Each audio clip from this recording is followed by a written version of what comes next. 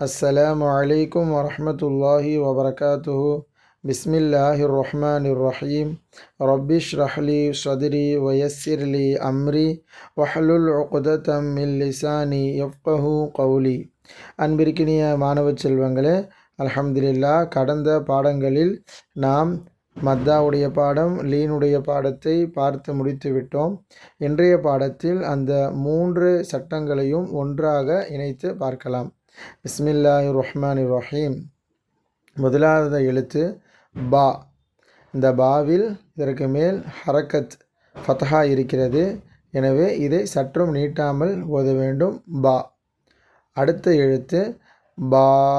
ஏனென்று சொன்னால் இந்த பாவிற்கு மேல் அலிஃபல் மம்தூதா, அதாவது கடா ஜபர் இருக்கிறது. எனவே ஒரு அலிஃப் அளவிற்கு இழுத்து ஓத வேண்டும். அடுத்த எழுத்து பா.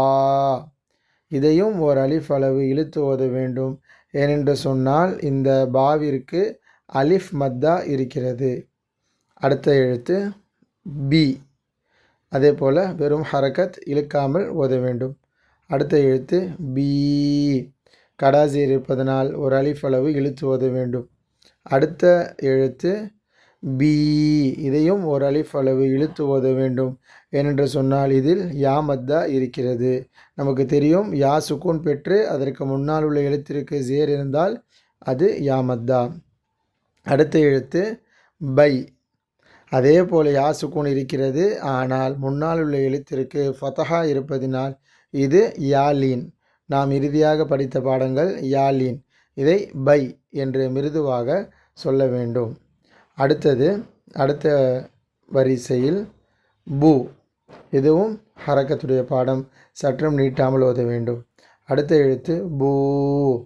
இது உல்டா பேஷ், ஒரு அலிஃப் அளவு நீட்டி ஓத வேண்டும். அடுத்த எழுத்து பூ.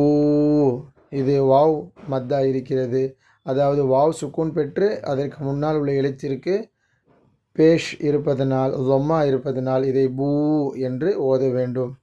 அடுத்த வார்த்தை பௌ. இந்த பௌ அதே போல் வாவ் சுக்கூன் இருக்கிறது, முன்னால் உள்ள எழுத்திற்கு ஃபதஹா இருக்கிறது.